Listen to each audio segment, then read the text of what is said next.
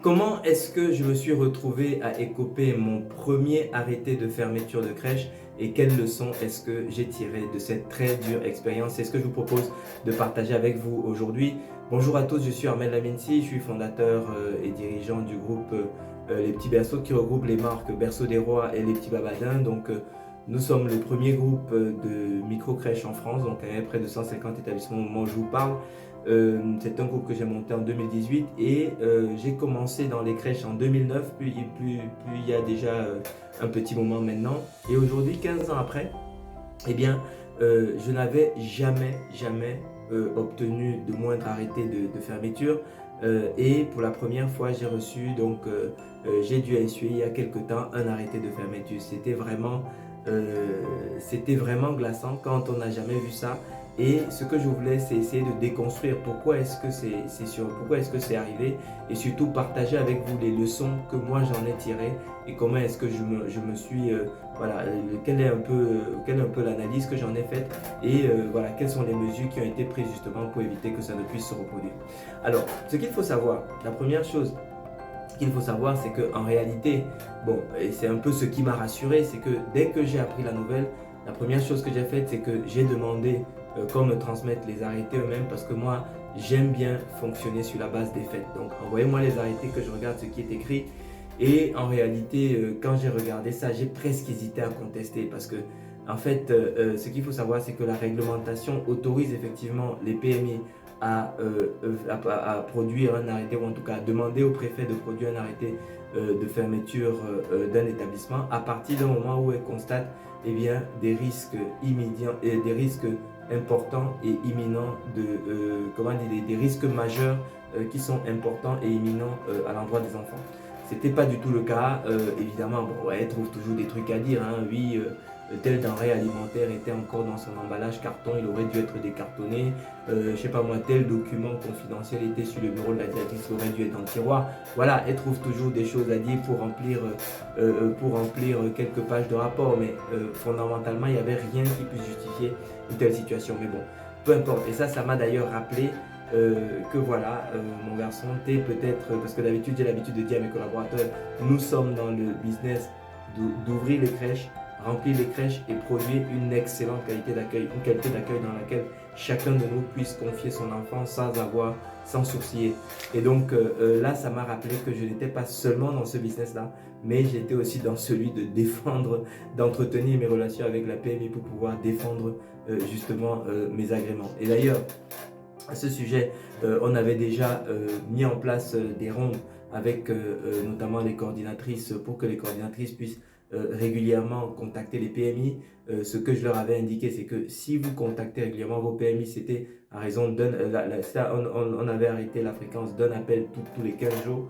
Eh bien, il est difficile qu'une PMI vous sanctionne sans vous prévenir, sans vraiment vous mettre en garde. Parce que quelqu'un avec qui elle allait. Parce qu'en réalité, il faut bien comprendre la psychologie des PMI.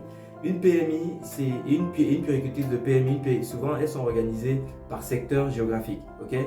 Et lorsqu'il y en a une qui est sur un secteur géographique, ce qu'elle veut savoir, c'est savoir qu'elle a un interlocuteur. S'il y a un problème, elle a quelqu'un qu'elle peut contacter, qui est sérieux, qui est crédible et qui pourra lui donner des informations si jamais il y a quelque chose qui survient. Leur plus grosse hantise, c'est que, par exemple, il y a quelque chose qui survient, que sa chef l'appelle pour lui dire mais c'est ton secteur, qu'est-ce qui se passe là-bas? Et qu'elle dit je sais pas, je sais même pas qui c'est, voilà, ça fait longtemps que j'ai pas parlé avec ce gestionnaire. Vous voyez, ça c'est ça va être sa hantise par-dessus tout. Donc c'est la raison pour laquelle ce qu'il faut absolument faire, eh bien, c'est garder un contact fréquent avec ses PMI. Moi, dans mon cas, ce dont je me suis aperçu, c'est que sur ce secteur-là, c'était une période qui était difficile parce que la coordinatrice de ce secteur avait un problème d'arrêt à répétition sur plusieurs établissements. Donc, elle était en remplacement, donc elle n'avait pas pu tenir cet engagement. Et ça, pour moi, c'est la première raison pour laquelle, c'est la première cause en fait qu'on paye avec cet arrêt. C'est le fait, vous voyez, c'est quelque chose d'extrêmement banal, extrêmement bénin. Ce n'est écrit nulle part, ce n'est nulle part une obligation d'entretenir ces relations avec la PMI, mais c'est très clairement la raison qui nous vaut cet arrêté de fermeture aujourd'hui. Et c'est la raison pour laquelle la première leçon que j'en tire, et sur laquelle je voudrais vraiment vous sensibiliser. En particulier si vous commencez à avoir une, deux, trois crèches, quand vous commencez à être identifié justement par la PMI sur votre zone géographique, très très important. Investissez ce petit temps, un petit coup de fil, trouvez des prétextes pour l'appeler. Oui, bah justement, madame, on avait telle réflexion en cours et peut-être on hésitait entre la solution 1 et la solution 2. Est-ce que vous avez eu déjà, je sais pas moi, sur les autres crèches de votre secteur, est-ce que vous avez déjà vu quelqu'un qui a eu à faire face au même dilemme? Vous voyez, trouver des raisons, et puis les raisons ne manquent pas. Alors je ne sais pas où est-ce que vous êtes implanté, mais sur nos deux réseaux, on a un réseau, donc le réseau Berceau des Rois qui est en Ile-de-France et le réseau Les Petits Bavadins qui lui est plutôt sur toute la France. Alors en Ile-de-France, on a beaucoup de turnover et donc déjà en fait informer des arrivées de nouvelles professionnelles, c'est déjà un prétexte pertinent. Alors même si des fois ça peut tourner un peu, il vaut mieux toujours garder ce lien et ça fournit déjà des prétextes pour pouvoir appeler en disant bah, justement je voulais vous informer que voilà là, et d'ailleurs même quelquefois vous pouvez partager avec elle un peu comme si vous la mettez sur de la confidence. Vous dites bah, écoutez là j'ai eu une nouvelle RT sur tel établissement mais je trouve qu'elle est un petit peu fragile, donc je pense que soit je vais la positionner plutôt sur un autre établissement qui tourne bien et je vais faire notre recrutement. Vous voyez, comme ça vous la préparez par exemple sur le fait que voilà, sur tel établissement ou tel établissement, il y a le personnel qui va tourner, etc. Alors maintenant, qu'est-ce qui était à l'origine de cet arrêté de fermeture? En réalité, ce qui s'est passé, c'est qu'il y a plusieurs mois de cela, je vous parle de ça maintenant, ça fait 3-4 mois, voire peut-être un plus, je ne sais plus, on a eu un problème. En fait, l'arrêté a porté sur une crèche qui venait d'ouvrir. Et quand on a ouvert, en fait, peu de temps après, on s'est aperçu que de manière un peu hasardeuse, eh bien, le compteur d'électricité avait tendance à sauter. Donc, on a fait des recherches, etc., etc. Et le problème, c'est que, et pour moi, c'est la deuxième cause de cet arrêté de fermeture, c'est que sur cet établissement, on avait un personnel pour lequel, entre la directrice et la coordinatrice, voilà, ça s'était pas bien passé. Et du coup, là, il y avait une espèce de petite guéguerre de pouvoir entre les deux, chacune voulant montrer qu'elle est le chef.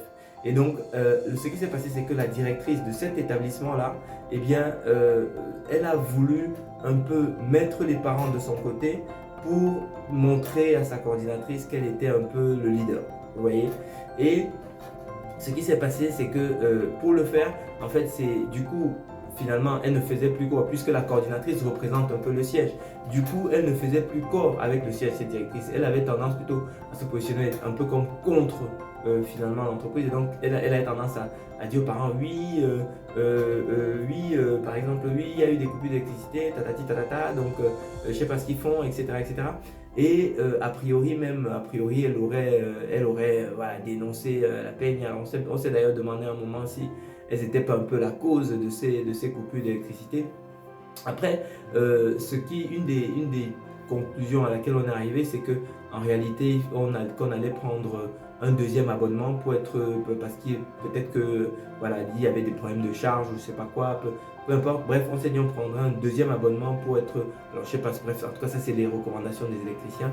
Et effectivement, il s'est avéré que, parce que le premier abonnement, je crois qu'il était défectueux, il n'était pas adapté, ou je ne sais pas ce qui s'est passé. En tout cas, ce qu'on m'a expliqué, c'est que c'est extrêmement long à partir du moment où vous sollicitez, par exemple, EDF pour pouvoir obtenir un abonnement d'électricité.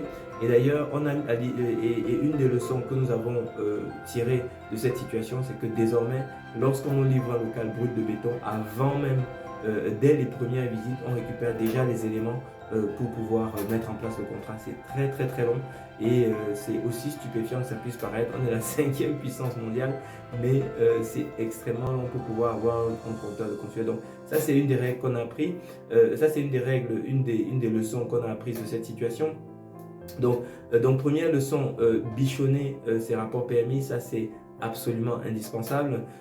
Deuxième leçon, donc en fait il faut s'organiser pour que si vous avez une coordinatrice, bref la personne qui vous représente, en fait qu'elle ait toujours la tête hors de l'eau. Si elle est en remplacement et qu'elle a la tête sous l'eau, c'est comme s'il n'y a aucun capitaine à bord, il n'y a aucun capitaine à bord dans le paquebot. Donc ça c'est la deuxième leçon qu'on a apprise. Troisième leçon qu'on a apprise, dès qu'il y a des problèmes de leadership, il faut se séparer d'une personne. ok? Parce que sinon, en fait, cette guéguerre fait en sorte qu'elles sont capables de liquider, elles s'en foutent de l'entreprise, elles s'en foutent du projet, et ce qui va être important, en fait, ça va être de pouvoir défendre leur ego. Ici, dans ce cas, on aurait dû très clairement trancher dès le départ. Mais bon, ça, c'est une autre leçon qu'on a apprise. Quatrième leçon qu'on a apprise, dès que si on a un local brut de béton, il faut récupérer tous les documents, toutes les informations pour pouvoir lancer la mise en place du contrat dès les toutes premières semaines. Ça, c'est absolument capital. Ensuite, la prochaine leçon qu'on a également retirée de cette situation, et d'ailleurs pour le contrat EDF, vous allez rigoler, mais c'était tellement long que finalement, heureusement qu'on avait, que voilà, un des membres de l'équipe connaît quelqu'un qui travaille chez EDF, et ce n'est que grâce à ça qu'on a pu avoir une solution finalement de manière relativement rapide. Donc ça, c'est vraiment, c'est assez important de le savoir. Ensuite, et ça s'applique quel que soit votre business, en fait la restauration, quel que soit le commerce que vous allez ouvrir, vous avez du bruit de béton, prenez les éléments pour EDF tout de suite. Maintenant, ce que je pense, c'est que effectivement, donc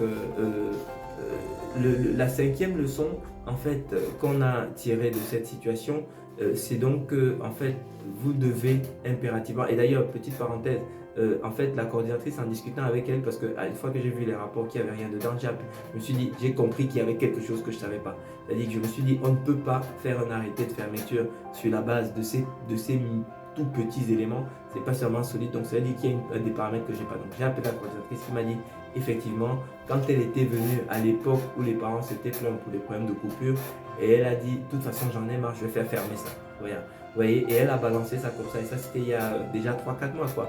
Les problèmes d'électricité ont été résolus depuis très longtemps, mais ça n'empêche que, voilà. Et donc ça vous montre le pouvoir d'un petit fonctionnaire, qu'un petit fonctionnaire peut avoir sur le système productif, sur un système productif tout entier. C'est-à-dire qu'il y a des salariés, on crée de l'emploi, on accueille des familles, un petit fonctionnaire capable de mettre tout ça à l'arrêt sans se poser de questions sur le reste. Donc ça, il faut bien le savoir. On est peut-être dans un état de droit, mais il faut aussi savoir que voilà, la machine étatique continue d'avoir quand même des poids qui sont significatifs. Alors à la question, parce qu'à un moment on s'est posé la question en interne de se dire, mais est-ce qu'on n'a pas intérêt à contester et à traîner à la préfecture au tribunal? Mais on est arrivé à la réponse sur laquelle de toute façon on devient un gros opérateur. Voilà, en fait il faut qu'on regarde jusqu'où est-ce qu'on a intérêt. C'est quand même, voilà, c'est un préfet de département, un département sur lequel on peut avoir d'autres projets. Est-ce que nous avons vraiment intérêt à soulever, ce dossier-là. Voilà, bref. Donc, du coup, pour l'instant, la conclusion à laquelle nous sommes arrivés, c'est que on ne va pas forcément attaquer sur ce sujet-là. On va faire profil bas, on va traverser cette période un peu compliquée, et puis surtout, on va repartir de plus belle. Sixième leçon qu'on a retenue de cette aventure, de ce passage vraiment compliqué, c'est que en fait, il faut surtout ne jamais oublier le premier bénéficiaire, c'est-à-dire celui qui est au centre de toute cette histoire, c'est l'enfant.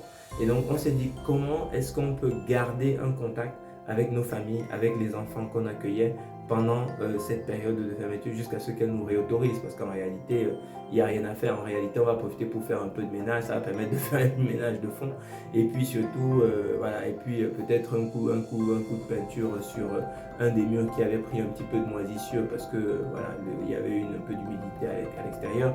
Donc, on va traiter ça, et puis très rapidement, voilà, j'espère en tout cas que ça pourra repartir.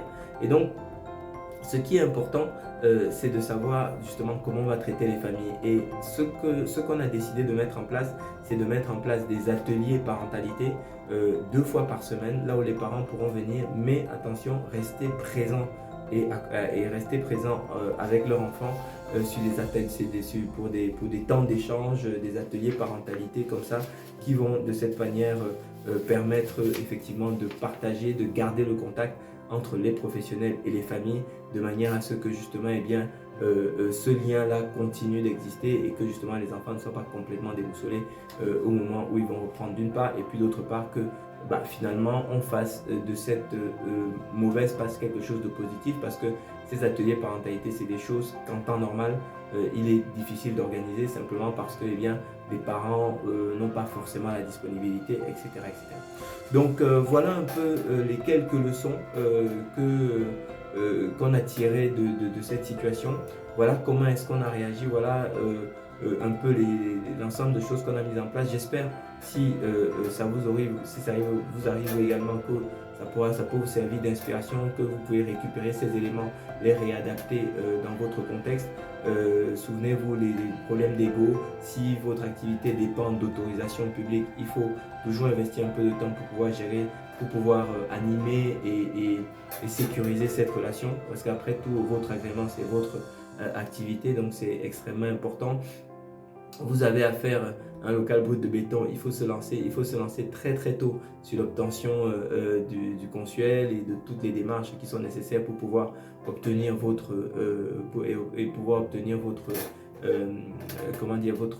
votre abonnement EDF. Donc autant de choses qui sont absolument importantes et que je vous invite à garder en tête pour vous mettre à l'abri de ce type de mésaventure. Donc voilà un peu pour aujourd'hui. Bah écoutez, si ça vous est utile, faites ce qui est fun, les abonnements, les likes, les commentaires, etc. Et je vous souhaite surtout très bon succès dans vos projets. Allez, je vous dis à bientôt. Au revoir.